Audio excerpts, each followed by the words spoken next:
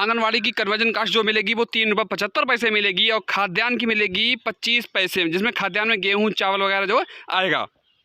नमस्कार दोस्तों, एक पत्र जारी हुआ है यहाँ पर जो है आंगनवाड़ी के बच्चों के लिए। जो आंगनवाड़ी में बच्चे होते हैं वो जो भोजन करेंगे या प्राथमिक विद्यालयों में या फिर उच्च प्राथमिक में जो कंप्यूटर विद्यालय हैं उनमें, तो उनमें किस तरह से जो है उनका धनराशि दे रहेगी उनके विषय में। तो आइए देखिए, बात करते हैं। सीधे सीधे लिखा हुआ है विषय में कि आंगनवाड़ी केंद्रों पर पंजीकृत 3 से 6 वर्ष के बच्चों का, आपको ज्ञातव्य है कि आंगनवाड़ी में जो है 3 वर्ष से 6 वर्ष तक के बच्चे जो हैं अध्ययनरत रहते हैं, उन बच्चों के लिए कोलोकेटेड आंगनवाड़ी केंद्रों में, कोलोकेटेड से मतलब है कुछ आंगनवाड़ी जो होती हैं प्राथमिक विद्यालय या फिर कंपोजिट विद्यालय के ही कैंपस में बने होते हैं, उन केंद्रों में हॉट कुक्ड फूड योजना के संचालन हेतु संयुक्त गाइडलाइन। यहाँ पर बात आ रही जो हॉट कुक जो गर्म भोजन रहेगा जो बना हुआ वो किस तरह से दिया जाएगा, उनका पैसा किस तरह से दिया जाएगा, वो सब कुछ यहाँ पर गाइडलाइन जो है जारी कर दी गई है। तो यहाँ पर प्रथम पैराग्राफ में ही लिखा हुआ है कि उपयुक्त विषय के संबंध में अवगत कराना है कि भारत सरकार की केंद्र पूर्व निधानित योजना के अंतर्गत बाल विकास योजना एक शीर्ष कार्यक्रम है। आपको पता ही है कि आंगनवाड़ी योजना जो है वो भारत सरकार की तरफ से संचालित होता है।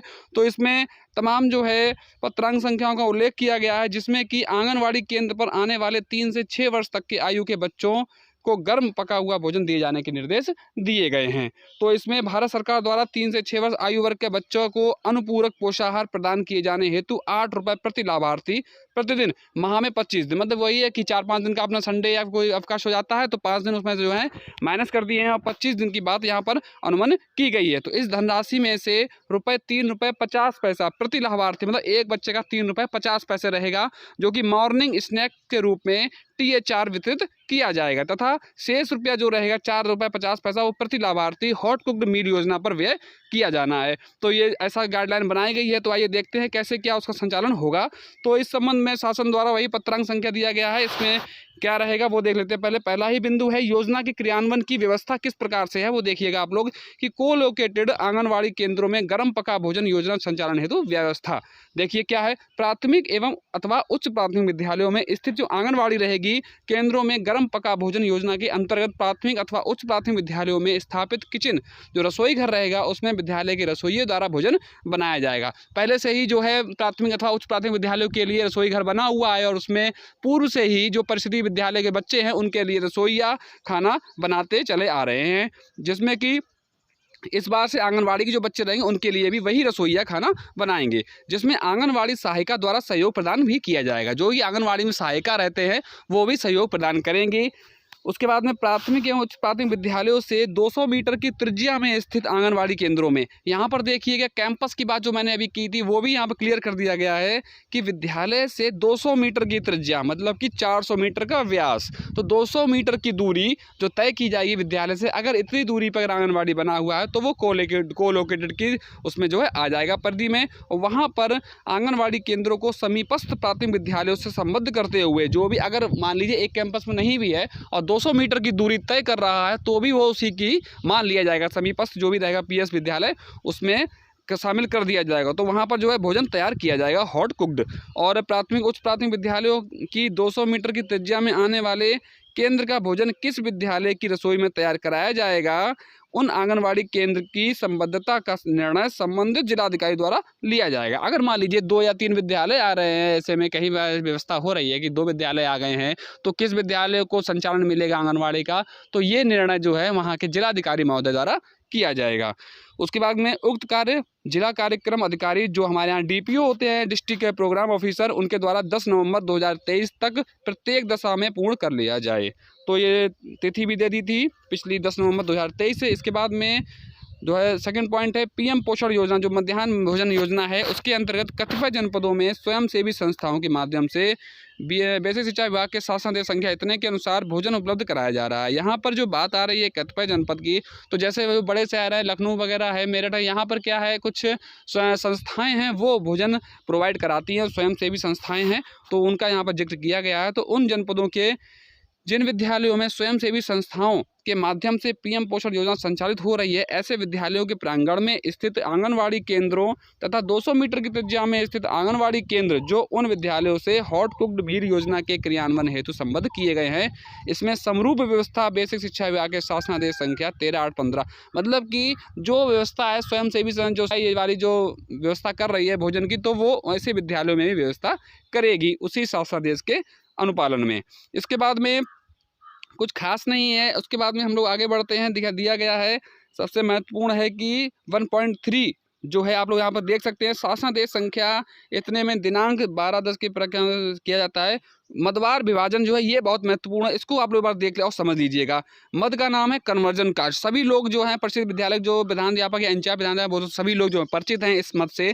कन्वर्जन कास्ट जिसमें कि दाल सब्जी तेल मसाले आदि आते हैं और ईंधन भी आता है, जैसे जो आप गैस सिलेंडर भराते हैं वो, तो इसका आपको 3 रुपये 75 पैसा दे रहेगा शासन की तरफ से। नंबर 2 पे है खाद्यान्न। गेहूँ चावल का क्रय एवं परिवहन व्यय जो रहेगा वो मिलेगा आपको 0.25, मतलब कि 25 पैसा आपको मिलेगा खाद्यान्न का। इसके बाद में तीसरा बिंदु है रसोइया का। पीएम पोषण योजना में जो पहले से ही रसोइया कार्यरत तो हैं ही, उनको परिषदीय विद्यालयों में पहले से ही पैसा मिलता है, लेकिन अगर आंगनवाड़ी भी अगर बच्चे खाएंगे आंगनवाड़ी की तो उनको जो है 50 पैसा जो है पर बच्चा दे रहेगा। तो इस प्रकार से कुल जो दे रहेगा धनराशि वो रहेगी 4 रुपये 50 पैसे। यहाँ पर आप देख सकते हैं जो स्टार लगा हुआ है 0.50 पैसे पर, यहाँ पर नॉन कोलोकेटेड आंगनवाड़ी केंद्रों पर जहाँ भोजन सहायिका द्वारा तैयार किया जाएगा वहाँ ₹50 कन्वर्जन मद में सम्मिलित कर व्यय किया जाएगा। ये चीज़ यहाँ पर क्लियर कर दी गई है। उसके बाद में खाद्यान्न का उठान एवं भंडारण हॉट कुक्ड मील योजना के अंतर्गत उपलब्ध कराया जा रहे खाद्यान्न रहेगा उसका 45 चावल जो रहेगा गेहूं आदि को कोटेदार से प्राप्त करने से पहले यह सुनिश्चित कर लिया जाए कि वह ए क्लास जो होता है फेयर एवरेज क्वालिटी, ये चीज़ चेक करनी है, उससे कम मानक का ना हो। कोटेदार से खाद्यान्न उठान के समय पर्याप्त मात्रा में खाद्यान्न के सैंपल कोटेदार की दुकान पर तथा आंगनवाड़ी केंद्र पर सुरक्षित रखा जाए। एक पैकेट जिला कार्यक्रम अधिकारी द्वारा तथा समस्त CDPO को उपलब्ध कराया जाए, जिससे कि आंगनवाड़ी सेंटर के निरीक्षण के समय इस सैंपल से खाद्यान्न की गुणवत्ता का मिलान किया जा सके। कहीं कहीं शिकायत आती है कि कोटेदार जो है अच्छा खाद्यान्न नहीं देता है, तो उसके लिए व्यवस्था की गई है कि एक सैंपल का पैकेट जो है रखा जाए। जहाँ पर खाद्यान्न रखा जाए वहाँ सुनिश्चित किया जाए कि वह स्थान साफ एवं सूखा हो। यह भी सुनिश्चित किया जाए कि प्रत्येक स्तर पर खाद्यान्न का उठान एवं वितरण करते समय खाद्यान्न की मात्रा का वजन किया जाए। खाद्यान्न कहीं पर कम की शिकायतें भी आती हैं, कम दिया जाता है, जिससे कि घटतौली की आशंका न रहे। आंगनवाड़ी केंद्र हेतु आवंटित खाद्यान्न पूर्ण मात्रा में आंगनवाड़ी केंद्र को प्राप्त हो जाना चाहिए। जिला कार्यक्रम अधिकारी अथवा बाल विकास परियोजना अधिकारी जो CDPO होते हैं उनके द्वारा आंगनवाड़ी केंद्र स्तर पर 1 माह बफर स्टॉक के रूप में खाद्यान्न की उपलब्धता सुनिश्चित की जाए। मतलब 1 माह के लिए जो है स्टॉक की व्यवस्था कर दी जाए, उसके बाद में धीमे धीमे जैसे बच्चा आएगा उस हिसाब से आता रहेगा। इसके बाद में नेक्स्ट पॉइंट है खाद्यान्न उठान में पारदर्शिता सुनिश्चित करने के लिए आंगनवाड़ी केंद्र की हॉट कुक्ड फूड पंजिका में ग्राम प्रधान, आंगनवाड़ी कार्यकर्त्री व कोटेदार के संयुक्त हस्ताक्षर भी कराए जाएं। जिससे क्या होगा कि कितने किलो आपको जो है पैकेट में गेहूं या चावल जो भी खाद्यान्न रहेगा मिला है उसमें सभी के साइन होने चाहिए, चाहे वो कोटेदार हो या ग्राम प्रधान हो या फिर आंगनवाड़ी कार्यकर्त्री हो, उनके संयुक्त हस्ताक्षर की बात कही गई है। नंबर 3 पे खाद्यान्न लागत, परिवहन व्यय, परिवर्तन लागत एवं रसोइया मानदेय का भुगतान, ये किस तरह से किया जाएगा वो भी आप समझ लीजिए। जनपद स्तर पर जिला कार्यक्रम द्वारा खाद्यान्न की आवश्यकता का आकलन पिछले त्रैमास हेतु उपलब्ध कराए गए खाद्यान्न का समायोजन करते हुए प्रत्येक त्रैमास के प्रथम माह की 5 तारीख तक निदेशालय को उपलब्ध कराया जाएगा। ठीक है। नेक्स्ट में निदेशालय द्वारा जनपदों की मांग के आधार पर आवंटित खाद्यान्न गेहूं तथा फोर्टिफाइड चावल, ये क्वालिटी है, जिला कार्यक्रम अधिकारी द्वारा खाद्य एवं रसद विभाग के वेबसाइट इतने पर फीड कराकर आवंटन के 2 दिवस के भीतर लॉक किया जाएगा, जिससे सुचारू रूप से खाद्यान्न की उपलब्धता सुनिश्चित की जा सके। नेक्स्ट है हॉट कुक्ड मील योजना के अंतर्गत इसमें भारत सरकार से रियायती दर पर प्राप्त होने वाले खाद्यान्न का उठान व परिवहन खाद्य एवं रसद विभाग द्वारा किया जाएगा। खाद्यान्न हेतु भुगतान खाद्य एवं रसद विभाग को निदेशालय स्तर से त्रैमासिक रूप से अग्रिम के रूप में किया जाएगा। इसके बाद में पीएम पोषण योजना रहेगी, उसकी भांति रियायती दरें जो कोटेदार का मार्जिन महित कुल ₹75 प्रति कुंटल, मतलब 75 रुपये प्रति कुंटल के हिसाब से पर खाद्यान्न का परिवहन व हैंडलिंग कराने की व्यवस्था तथा परिवहन व हैंडलिंग पर आने वाले व्यय का भुगतान खाद्य तथा रसद विभाग को निदेशालय स्तर से त्रैमासिक, सब कुछ तो है त्रैमासिक के रूप में ही यहाँ पर प्रोवाइड कराया जा रहा है। जिला कार्यक्रम अधिकारी ये सुनिश्चित करेंगे कि परिवर्तन लागत रसोइया मानदेय एवं समस्त संबंधित कार्यदायी संस्था को भुगतान की धनराशि सक्षम स्तर से आवंटन के उपरांत संबंधित जिलाधिकारी के अनुमोदन के बाद 15 दिन के अंतर्गत अनिवार्य रूप से आवश्यकता अनुसार अंतरित हो जाए। हॉट कुक्ड जो योजना रहेगी आंगनवाड़ी की, इस पर केंद्रों पर भोजन परोसने तथा भोजन के खाना खाने के बर्तनों और तो सब वैसा ही है जो कि अन्य पहले से रहता था, सब व्यवस्था वैसी है। और ये सब बर्तन वगैरह का रहेगा, प्लेट कटोरी चम्मच गिलास, आप कुछ भी नया नहीं है, सब चीज़ें वही हैं। जो चीज़ें महत्वपूर्ण थी वो मैंने आपको बताई। इसके बाद में पॉइंट वाइज लिखी गई चीज़ें यही हैं। हॉट कुक मील योजना को लोकेटेड आंगनवाड़ी केंद्रों पर भोजन का मेन्यू वगैरह ये सब चीज़ें वही हैं। और लाभार्थी वगैरह 70 ग्राम खाद्यान्न भोजन गर्म करके भोजन के रूप में आंगनवाड़ी के बच्चों को खिलाने की व्यवस्था की गई है। मतलब 70 ग्राम दिया जाएगा भोजन, ठीक है। अब अपने यहाँ 100 ग्राम मिलता है, यहाँ 70 ग्राम दिया जाएगा। खाना बनाते समय रसोइया आंगनवाड़ी सहायिका द्वारा सिंथेटिक नायलॉन एवं रेशम कपड़े, ये तो सब चीज़ें वही है जो मैं आपको बता रहा हूँ, नॉर्मल सी हैं जो पहले से चलती चली आ रही हैं। मेन्यू में निर्धारित दिवस में रोटी अवश्य बनाई जाए, रोटी ना हो तो कच्ची रहे और ना ही जली हुई हो, इसका ध्यान अवश्य रखा जाए। कुछ खास चीज़ें नहीं हैं, ये तो सब चीज़ें ध्यान रखी जाती है। हॉट कुक्ड मील योजना के स्वच्छता सुरक्षा एवं भोजन गुणवत्ता और युक्त नमक आयोडीन और FSSAI मसाले सीलबंद तेल आदि मसालों का भी एयर टाइट बर्तनों में रखा जाए। सोयाबीन की बड़ी उत्तम श्रेणी की होनी चाहिए। कुछ खास नहीं है, भोजन की व्यवस्था के बारे में चर्चा की गई है। इसके बाद में गर्म पकाया भोजन बच्चों को परोसने से पहले ही अत्यंत आवश्यक है कि वही चीज़ है जो चखने की बात आई थी, माँ समूह या फिर अध्यापक द्वारा रसोइया द्वारा बच्चों को भोजन वितरित तभी किया जाए जब जो संतोषजनक हो जाए, सभी लोग जो है इसको चख लें। और जो रोस्टर रहता है वो तो हम लोग पहले से ही जो है रजिस्टर में भरते ही हैं कि किसने भोजन को जो है चखा है आज, और चखते भी हैं। सैंपल के तौर पर रखा जाता है। विद्यालय स्तर पर भोजन चखने हेतु प्रधानाध्यापक और या फिर अन्य जो भी कार्मिक हैं वो उनका रजिस्टर का रख रखाव किया जाए, वो रहता ही है। भोजन ग्रहण करने से पूर्व एवं भोजन ग्रहण करने के बाद बच्चों द्वारा स्वच्छ जल से हाथ धोना, ये सब चीज़ें वही बता रहा हूँ ना, नॉर्मल सी चीज़ें हैं जो हमारे विद्यालयों में पहले से ही संचालित हो रही हैं। उनको जो है आंगनवाड़ी के बच्चों पर भी जो है पालन उनको कराना है, अप्लाई करना है। पेयजल स्रोत की स्वच्छता हेतु वही सब चीज़ें हैं, डस्टबिन में रखा जाए और साफ़ पानी हो, स्वच्छ पानी हो, हैंडपम्प से स्वच्छ पानी आए, ये भी ध्यान देना है। त्रैमास में कम से कम एक बार प्रत्येक विद्यालय में स्थापित हैंडपम्प से उपलब्ध हो रहे पेयजल की गुणवत्ता की जांच अनिवार्य रूप से जल निगम के द्वारा कराई जाए। यहाँ पर विभाग को भी निर्देशित किया गया है, क्योंकि ये जो आदेश है वो जिलाधिकारी महोदय समस्त जनपदों के लिए है, तो वो लोग अपने हिसाब से जो है उनको निर्देशित कर देंगे। इसके बाद में पेयजल स्वच्छता एवं स्वास्थ्य से संबंधित वही सब चीज़ें हैं, आप लोग देख ही सकते हैं। कार्य एवं दायित्व की बात आई है तो वो सब चीज़ें बताई गई हैं कि जो है 3 से 6 वर्ष तक के बच्चों के लिए है। उपस्थिति दर्ज करते हुए भोजन की मात्रा का अंकन किया जाएगा कि कितने क्या बच्चों ने भोजन किया है प्रतिदिन के हिसाब से, वो आप अपना जो है रजिस्टर तैयार करेंगे ही। इसके बाद में आंगनवाड़ी सहायिका कोलोकेट केंद्र प्राथमिक उच्च प्राथमिक में 200 मीटर की त्रिज्या वाली बात जो है वो स्पष्ट रूप से ऊपर आपको बताई दी गई है, किस तरह से वो शामिल किया जाएगा कोलोकेटेड आंगनवाड़ी केंद्र।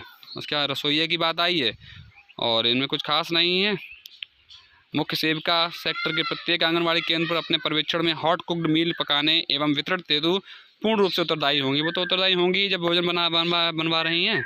इसके बाद में क्षेत्रीय मुख्य सेविका द्वारा यह भी सुनिश्चित कराया जाएगा कि प्रत्येक आंगनवाड़ी केंद्र पर जो भोजन व्यवस्था है वो पूर्व में किन्हीं 2 व्यक्तियों द्वारा खाने को चखने की अनिवार्य रूप से हो। ठीक है, वो चखना तो रहेगा ही, चखा जाएगा भोजन को। खंड शिक्षा अधिकारी महोदय के भी कार्य दायित्व दे दिए गए हैं कि वो भी जो है निरीक्षण समय समय पर करते रहेंगे। और जो भी रहेगा कि जो 3 से 6 वर्ष तक के बच्चों के लिए जो भोजन बन रहा है उनमें यदि रसोइया की संख्या 1 से अधिक है तो समस्त रसोइयों के मध्य कार्य विभाजन कराते हुए भोजन तैयार कराया जाएगा। मतलब कोई है भोजन को अधिक रसोइया हैं, 2 से अधिक रसोइया हैं तो कार्य विभाजन भी कर देंगे खंड शिक्षा अधिकारी महोदय, अगर कहीं पर कार्य विभाजन नहीं हो पा रहा है तो। और उसके बाद में निर्देश वगैरह हैं, वही सब है। गुणवत्ता की परख करने की बात ही है। और बफर स्टॉक के रूप में 1 माह से अतिरिक्त खाद्यान्न उपलब्ध सुनिश्चित कर दिया, वो तो दे ही दिया था ऊपर, जो है खाद्य एवं विभाग को निर्देश दे ही दिए गए थे। बाकी सब चीज़ें ज़्यादा कुछ खास नहीं हैं। बाकी आप लोगों को पूरा लेटर दिखाई रहे हैं, स्क्रीनशॉट जहाँ लेना चाहें आप ले सकते हैं चीज़ों को। और 3 से 6 वर्ष के बच्चों के लिए व्यवस्था की गई है और सब कुछ सही है, ज़्यादा कुछ खास नहीं है, चीज़ें वही हैं। और जो भुगतान वाली बात आएगी, कंजन कास्ट परिवर्तन लागत का भुगतान चाइल्ड अकाउंट से आवश्यकता अनुसार जो SNA के समस्त दिशा निर्देशों का पालन सुनिश्चित कराते हुए जिला कार्यक्रम अधिकारी द्वारा संबंधित जिलाधिकारी के अनुमोदन के बाद जो है ICDS हॉट कुक्ड जो है फूड निधि में वित्तीय नियमों के अंतर्गत किया जाएगा। तो ये चीज़ हो जाएगी। इसके बाद में जो पैसा रहेगा उसके लिए भी आपको बता दिया जाए कि जो है आंगनवाड़ी केंद्रों पे आंगनवाड़ी और प्रधान के संयुक्त हस्ताक्षर से खाता संचालित होता है, तो उसमें ही सारा जो है धनराशि आएगी और उनके द्वारा जो है विद्यालय के प्रधान अध्यापक को प्रदान कर दी जाएगी। उसके बाद में यही सब चीज़ें हैं। 5 आंगनवाड़ी केंद्र का निरीक्षण करते हुए, निरीक्षण वाली बातें हैं, उससे कोई खास मतलब नहीं। निरीक्षण वाली बातों से दुर्घटना आपदा प्रबंधन वही सब चीज़ें हैं जो सिलेंडर वगैरह को ध्यान से रखने की बात है, वो सब कराई दी गई हैं। यहाँ पर देखिए महानिदेशक महोदय द्वारा ये यहाँ पर हस्ताक्षर भी हैं विजय किरण आनंद जी द्वारा, क्योंकि पूर्व में पत्र जारी किया गया था, ये वाली व्यवस्था पूर्व की है तो संचालित तो अब हो ही रही है। सब वही चीज़ें हैं, कुछ खास नहीं है, तो इस तरह से रहेगा। और जो प्रारूप रहेंगे वो भी आप लोग एक बार देख लीजिएगा। प्रधान एवं आंगनवाड़ी कार्यकर्त्रियों हेतु जो हॉट कुक्ड फूड योजना रहेगी मासिक उपभोग का, वो इस तरह से बनाया जाएगा। प्रारूप एक है ये आंगनवाड़ी केंद्र का नाम वगैरह, उसके बाद में सब गेहूं चावल कितना क्या लाभार्थी रहा वो, और हॉट फूड योजना में उपरोक्त और वो भुगतान के बाद में क्या रहेगा वो भी आप लोग देख लीजिएगा। इसके बाद आंगनवाड़ी कार्यकर्त्री की उपस्थिति का प्रमाण पत्र भी इसी में रहेगा। और इसके बाद में सहायिका की उपस्थिति रहेगा। 2 रहते हैं ना लोग, एक मुख्य सेविका होती है, एक सेविका होती है। तो लिखा हुआ है नोट में भी, उपरोक्त प्रपत्र पूर्ण रूप एवं सत्य भरते हुए माह की अंतिम दिनांक को आंगनवाड़ी कार्यकर्त्री मुख्य सेविका को उपलब्ध करा देंगी। यहाँ पर हस्ताक्षर है आंगनवाड़ी कार्यकर्त्री व आंगनवाड़ी कार्यकर्त्री के लिए, ठीक है, और ग्राम प्रधान जी के भी हस्ताक्षर हैं। प्रारूप 5 में आप लोग देख सकते हैं कि जो है महावर्ष के बाद में जो अवशेष विवरण रहेगा वो करने के बाद में वहाँ पे यहाँ पर विवरण भर दिया जाएगा। सारा विवरण है, सारे पॉइंट वाइज दिखे गए हैं, आप लोग देख सकते हैं। कोटेदार से ली जाने वाली सूचना का प्रारूप भी यही है। स्टॉक रजिस्टर जो आप लोग बनाते हैं उसमें इस तरह से जो है आप लोग देख लीजिएगा, प्रारंभिक स्टॉक कितना क्या था, आमद क्या है, योग बिक्री अवशेष व अन्य विवरण जो भी हो भर दीजिएगा। कोटेदार का नाम हस्ताक्षर इस पर जो है करा लिए जाएंगे। इसके बाद में रसोइये के खाते इत्यादि का विवरण भी अगर देना होगा, क्योंकि पैसा तो आना ही है, तो इसमें जो है उनका विवरण दे दिया जाएगा, तो पैसा इस हिसाब से जो है